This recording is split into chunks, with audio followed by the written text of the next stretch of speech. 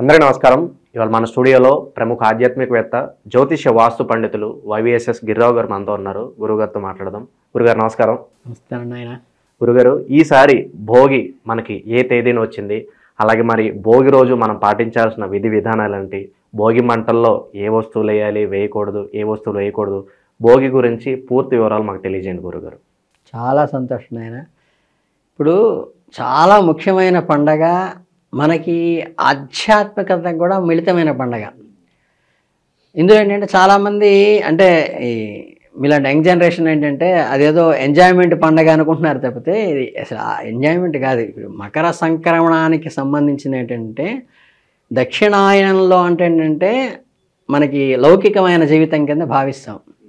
ఉత్తరాయణం అంటే భోగి తర్వాత సూర్యుడు మకర రాశిలోకి ప్రవేశించేది మకర సంక్రమణం. కాబట్టి ఈ భోగి, సంక్రాంతి, కనుమ అనేది చాలా ఆధ్యాత్మిక నిగూఢమైన రహస్యాలు కూడా ఉంది. ఇందులో ప్రధానంగా చేసుకోవాల్సిన విషయాలు ఏంటంటే మన సూర్యోదయం అంటారు కదా, సూర్యోదయం 6:20 అలా స్టార్ట్ అవుతుంది అనుకోండి. సూర్యోదయానికల్లా మనం అలక్ష్మీ నివారణకి అభ్యంగన స్నానం చేయాలి. అంటే మకర రాశికి శని అధిపతి కనుక ఏంటంటే ఈ భోగి రోజు మనం ఏం చేయాల్సింది ఏంటంటే ఈ నువ్వుల నూనెతో ఒళ్ళంతా పట్టించుకుని నలుగు పెట్టుకుని ఆ నువ్వుల నూనె మొత్తం వదిలేట్టుగా నలుగు ఒలుచుకోవాలి. అదంతా పూర్వం పెద్దవాళ్ళు ఉంటే చేసేవాళ్ళు, గట్టిగా ఒక అరగంట కార్యక్రమం అది చేసుకుని అభ్యంగన స్నానం చేస్తే అలక్ష్మి నివారణ అవుతుంది. అంటే మనకి లక్ష్మీదేవి అక్కయ్య జ్యేష్ఠాదేవి అంటారు. అలక్ష్మి అంటే ఏంటంటే లక్ష్మి లేకుండా దారిద్ర్యాన్ని ఇచ్చేటువంటి దాన్ని నివారించుకోవాలి మనం. కనుక ఏంటంటే ఇది ఓపెన్గానే చెప్తున్నాను. ఆ రోజు మనం షికార్లు ఇవి అనుకుంటూ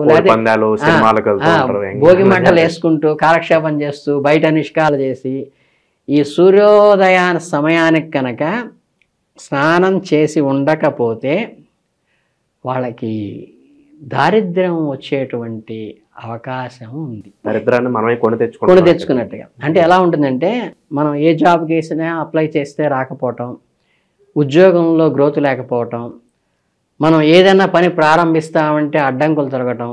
అంటే అలక్ష్మి అంటే జ్యేష్ఠాదేవి ఆవహిస్తుంది. అభ్యంగర స్నానం ఆ రోజు చేయకపోవటం వల్ల కనుక ఖచ్చితంగా అభ్యంగర స్నానం అనేది చెయ్యాలి. మరి భోగి మంటలు ఎప్పుడు వేసుకోవాలి అంటే సూర్యోదయానికి పూర్వమే, అంటే పూర్తిగా సన్లైట్ పూర్తిగా రాకముందే భోగి మంటలు వేసుకోవాలి. బ్రహ్మముహూర్తం అనుకోవచ్చా? బ్రహ్మముహూర్తానికి లేచి భోగి మంటల్లో కూడా ఏంటంటే ఇదేమో దేహానికి సంబంధించిన శుద్ధి, దేహానికి సంబంధించిన దారిద్ర్యాన్ని వదిలించుకోవడానికి చేసేటువంటిది. తర్వాత ఆహార విషయంలో ఏంటంటే మనం ఉదయం లేచిన తర్వాత నువ్వులు, మనకి చిమ్మిరి బెల్లం అని మన పెద్ద మనిషి అయినప్పుడు పెడుతుంటారు. అలాగే శ్రావణ మాసంలో అమ్మవారికి చేసి పెడుతుంటారు ప్రీతికరమైందని. అలా చిమ్మిరి ఉండ చేసుకోవటం, నివేదన పెట్టడం, అది అందరికీ పంచుకోవటం అనేది ఉదయం పూజ తర్వాత చేసేది. అది ఆహారంలోని దారిద్ర్యాన్ని నివారణ చేస్తుంది. అంటే ఈ ఎసిడిటీలు, ఒబెసిటీలు వీటిని నివారణ చేసి అంటే ఆహారం సంపూర్ణంగా జీర్ణం అవ్వడానికి అది ఉపయోగపడుతుంది. ఇక ఇంట్లోని దారిద్ర్యం నివారణ చేసుకోవాలి.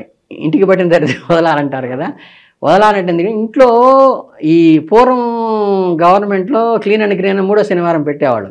అలాగేంటంటే ఇంట్లో వాడని వస్తువులు, అంటే పనికిరాని వస్తువులు అన్నీ కొన్ని చదబట్టినవి, తుప్పు పట్టినవి లేదా పాడైపోయినవి ఉంటాయి కదా, ఈ వస్తువులన్నీ కూడా ఏంటంటే ఇంట్లో ఆఖరికి పూర్వం తాటాకు పందిళ్ళని వేసేవాళ్ళు.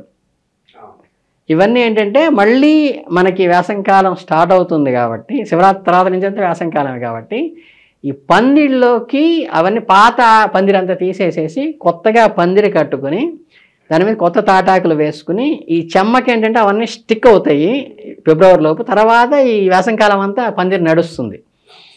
అందుకని ఇటువంటివి కానీ, లేకపోతే గాదెలు అంటారు, పూర్వం గుంటలు తీసి ధాన్యం నిల్వ చేస్తున్నారు, లేకపోతే మనకి పురి కట్టుకుంటారు, పురులు కానీ, వీటికి సంబంధించినవి ఏంటంటే అవి పాతవన్నీ తీసేసి అట్లాగే మనకి భోషాణాలని ఉండేవి, అంటే ఒక బీరువా సైజులో పొడుగోబెట్టిన చెక్క వస్తువులు ఉండేవి. వీటిలో కానీ ఏమన్నా ఏంటంటే మనకి పాడైపోయిన వస్తువులు కానీ ఆఖరికి మనకి గో సంపద పెరిగేటానికి ఏంటంటే గోశాలల్లో ఇవన్నీ కడతాం కదా, అక్కడ తీసి పారేసిన ఆకులు కానీ లేకపోతే కొన్ని ఇవి కర్రలు దూలాలు పుచ్చిపట్టుతాయి, అవన్నీ కూడా తీసేసుకుని కొత్తవి నిర్మించుకుని ఆ పాతవన్నీ కూడా భోగి మంటలో వేయటం వల్ల ఇంటికి ఉన్నటువంటి దారిద్ర్యం అంతా కూడా తొలగిపోతుంది. ఇంట్లో దారిద్ర్యం ఎక్కడి నుంచి వస్తుంది? బూజు పడితే వస్తుంది, చెదపడితే వస్తుంది. చెదపడితే చెదపురుగు వచ్చిందంటే దారిద్ర్యం వచ్చినట్టు ఇంటికి. అది వెంటనే నివారణ చేసుకోవాల్సింది ఏంటంటే ఈ భోగి మంటలో వాటిని వేయాలి. దీంట్లో సైంటిఫిక్గా ఏంటి, అందులో ఉన్న క్రిమి సంహారం జరుగుతుంది. అందుకని ఏంటంటే అది చాలా ప్రశస్తమైంది. అంటే ఒకటేంటి, ఏం చేసాము, మగవాళ్ళు చేయాల్సింది ఒకటి అభ్యంగర స్నానం చేయాలి, మగవాళ్ళు కానీ ఆడవాళ్ళు కానీ. తర్వాత ఈ చిమ్మిరుండలు అనేది ఆడవాళ్ళు పంచుకుంటారు, మన మగవాళ్ళు చేసేది భోగి మంటలు చేస్తారు. ఇంకా ఆడపిల్లలు చేసే చక్కగా పొట్లంగాలు కొట్టుకుని పాపడి కుచ్చులు పెట్టుకుని జడగంటలు వేసుకుని చక్కగా పొట్లంగాలు ఆడపిల్లలా చక్కగా లక్ష్మీదేవిలా కదులుతూ వాళ్ళు చేసేది ఏంటంటే వాళ్ళకి నివారణ భూదేవి రూపంగా మనం గొబ్బెమ్మలని పెడతాం. ఈ గొబ్బెమ్మల్లో ఏంటంటే గొబ్బియేళ్ళలో అని పాటలు పాడుకుంటూ గొబ్బెమ్మలు పెడతాం. ఈ గొబ్బెమ్మలు పెట్టి ఆ భూదేవిని అర్చించి దాంట్లో ఏంటంటే ఆ పూలు పెట్టి అర్చన చేయటం వల్ల ఏంటంటే భూదేవి లక్ష్మీదేవి అనుగ్రహం కలిగి వాళ్ళకి సౌభాగ్యాన్ని మంచి మొగుడిని ఇచ్చేటువంటి గొబ్బెమ్మలు పూజ చేసిన వాళ్ళందరికీ కూడా మంచి మొగుళ్ళు వస్తారు. కనుక మగవాళ్ళేమో భోగి మంటలు వేస్తారు, ఆడపిల్లలేమో గొబ్బెమ్మలు చేస్తారు. వీళ్ళకన్నా చిన్న ఏజ్ పిల్లలు ఉంటారు, అంటే 5 ఏళ్ళ 6 ఏళ్ల లోపు పిల్లలు. వాళ్ళకేంటంటే మనకి రేగిపళ్ళు ఉంటాయి కదా, బదరీనారాయణ స్వామి అంటాం. బదరీ అంటే రేగిపండు. ఈ రేగిపండుతో ఉన్నవి ఏంటంటే రేగిపండు, దాంట్లో కొంచెం రూపాయి బిళ్ళలు అవి వేసి ఏంటంటే స్వీట్లు చాక్లెట్లు కానీ వేసి ఈ భోగి పళ్ళని పిల్లల మీద ఆశీర్వచనపూర్వకంగా అమ్మమ్మలు తాతయ్యలు మామయ్యలు తన ఏజ్ వాళ్ళు కాకుండా తన తల్లికి తల్లిదండ్రులు కానీ మేనమామలు కానీ పిన్నులు కానీ బాబాయిలు కానీ ఈ తాత వరుస బామ్మ వరుస అమ్మమ్మ వరుస అయ్యే వాళ్ళందరూ కూడా కొంత మేనమామలు కానీ వీళ్ళందరూ కూడా ఏంటంటే గొబ్బెమ్మలు ఆశీర్వచనపూర్వకంగా వేస్తారు. వేసి అవన్నీ పంచేస్తారు. భోగి పళ్ళు అని అంటూ ఉంటాం. భోగి పళ్ళు వేయటం వల్ల ఏంటంటే రేగిపళ్ళు బదరి అంటే ఈ రేగిపళ్ళు వేయటం వల్ల ఏంటంటే అవి ఆశీర్వచనపూర్వకంగా పిల్లలకి బాగుంటుంది. అంటే ఏమైంది, ఇక్కడికి పిల్లలకి పసిపిల్లలకేమో భోగి పళ్ళు పోస్తాం, కొంచెం టీనేజ్ పిల్లలు మగపిల్లలకేమో భోగి మంటలు వేసుకుంటాం, టీనేజ్ ఆడపిల్లలేమో గొబ్బెమ్మలు కట్టుకుని అందులో చేస్తారు. ఇక పెద్దవాళ్ళ ఇంట్లో ఏంటంటే ఆ రోజు అర్చన చేయాలి. ప్రత్యేకంగా ఏంటంటే పటాలను ముందు రోజు తుడిచిపెట్టుకుని అర్చన చేయాలి. చేసి ఈ ఏదైతే ఉందో సలివిడి ఉంటుంది కదా, సలివిడి మనం అత్తారింటికి పంపించేటప్పుడు ఆడపిల్లకి పెట్టి పంపిస్తాం. ఈ సలివిడి కానీ చిమ్మిరి కానీ వీటితో చేసుకుని వాటితో నివేదన పెట్టి అవి అందరికీ పంచుకోవాలి.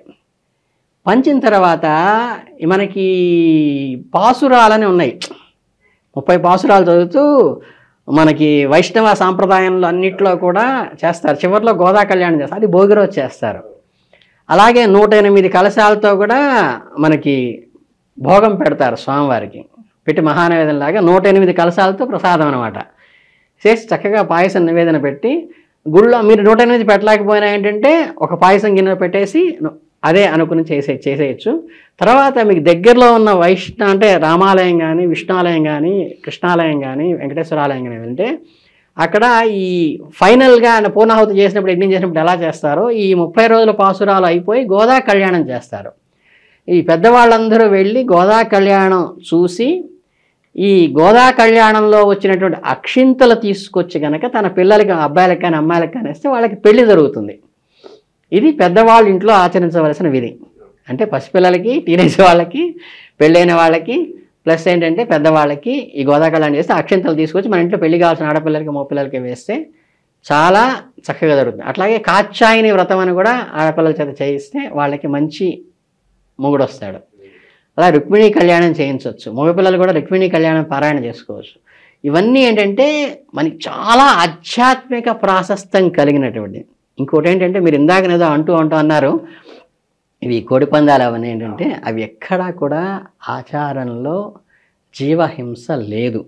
ఆఖరికి మనం సృష్టించుకున్నాం అంటారు. కొన్ని ప్రాంతాల్లో అయితే అది మరి ఎందుకు వచ్చిందో అది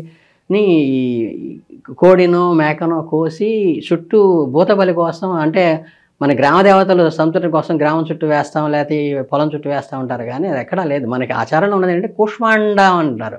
ఇప్పుడు దేవాలయ ప్రతిష్టలు ఇప్పుడు శాస్త్రీయంగా జరిగే చాట్లో గుమ్మడికాయ ఉంటుంది కదా, మనకి ఆఖరికి గృహప్రవేశంలో కూడా గుమ్మడికాయని బద్దలు కొట్టి లోపలికి వెళ్తాం. ఈ గుమ్మడికాయని బద్దలు చేసి దానికి ఎర్రనీళ్లు పోసి దాన్నే పుష్పాండ ధ్యానం చేయాలి. ఇటు భూతబలికి కూడా గ్రామ దేవతలకి మీరు ఎప్పుడు కూడా పశుహింస చేయరాదు. చేస్తే దానివల్ల దోషాలు ఏమిటంటే మనకి వ్రణాలు అంటారు, ఒంటి మీద అంటే వ్రణాలు వస్తాయి కదా, ఇవన్నీ వచ్చేసి శారీరక అనారోగ్యం వచ్చేటట్టు ఉందని మీకు గరుడ పురాణంలో కూడా వర్ణించింది. కాబట్టి ఇవి చేయకూడనివి చేసేవి జాగ్రత్తగా నిర్ణయించుకుని చక్కగా అలక్ష్మి నివారణ చేసుకోండి, లక్ష్మీదేవిని అనుగ్రహించండి, భగవంతుని అనుగ్రహం చేసుకోండి. చక్కగా పిల్ల పాపలు వృద్ధిలోకి రావడానికి, ఆయుష్ పెరగటానికి, వాళ్ళకి సత్సంతానం కలగటానికి, మంచి పెళ్ళిళ్ళు జరగడానికి ఇవన్నీ సక్రమంగా చేసుకుంటే చాలు. భోగి రోజు చేసే కథల్లో మీకు అత్యద్భుతమైన కుటుంబానికి మొత్తం కావాల్సినవన్నీ ఉంటాయి. కాబట్టి గురుగారు, భోగి రోజు పలానా వస్తువులు భోగి మంటల్లో వేయకూడదు అని ఏమైనా ఉంటుందా, లేదంటే ఏ వస్తువులైనా వేసేయచ్చు అంటారా? అంటే అది దాదాపుగా హోమం లాంటిదే అని చెప్తాం. అంటే హోమక్రియని మనకి ఆధునీకరించి అందులో పెట్టారనమాట. అందులో ఏంటంటే ఈ వీటికి ఏదైతే నేను ఇందాక చెప్పానో పాడైపోయిన కలప కానీ, ఆకులు కానీ, తాటాకుల పందులు తీసేసినవి కానీ, ఈ గోదాములు తీసేసినవి కానీ, ఈ భోషణాలంటే ఇప్పుడు లేవనుకోండి, ఇవి వెయ్యాలి తప్పితే అనవసరమైనవి వేయకూడదు. అంటే అగ్నిహోత్రం అనే దాన్ని దైవంగా భావిస్తాం మేము. నిత్యాగ్నిహోత్రం చేయటం అంటే నమస్కారం పెట్టి మనం అడిగిస్తాం నాకు అవన్నీ ఇవ్వమని. అందుకని ఏంటంటే అక్కడ వేయకూడని పదార్థం నిషిద్ధమైనటువంటి ఏంటంటే పిచ్చి పిచ్చివన్నీ కూడా ఈ ప్లాస్టిక్వి, ఇవేవో ఇంట్లో పనికిరానివి, ఇంకా గట్టు ఉంది అంటే అక్కడ కూడా ఏవో ధూమపానాలు చేసేసి అవి చాలా తప్పండి, దోషం. అంటే అదేంటంటే పవిత్రానికి పోయి మనం దోషం అంటగట్టుకున్నట్టు అవుతుంది అనమాట. అక్కడ పిచ్చి పిచ్చి పనులు చేయకూడదు. అందులో భోగి మంటల్లో కొంతమంది ఏంటంటే ఈ తాటి ముంజలు ఇవన్నీ కాల్చుకోవడం, తేగలు కాల్చుకోవడం, ఇది తేగలు కాల్చుకునేది వేరే కాల్చుకోండి, దాన్ని అగ్నిహోత్రంగానే భావించండి. మన ఇంటిలో గృహదోషాన్ని చీడని పీడని నివారించడానికి చేస్తున్న అగ్నిహోత్రంగా భావించండి తప్పితే అది చలిమంటే మాత్రం కాదండి. అది గుర్తుపెట్టుకుని అవేర్నెస్తో చేసుకుంటే చాలా పర్ఫెక్ట్గా ఉంటుంది. భోగి గురించి మాకు ఎన్నో విశేషాలు తెలియజేశారు గురుగారు. మా తరపున, మీ ప్రేక్షకుల తరపున సంక్రాంతి భోగి మీకు కూడా విశేష తెలుపుతున్నాం. ధన్యవాదాలు. మీ అందరికీ శుభాభినందనలు, శుభాశీస్సులు.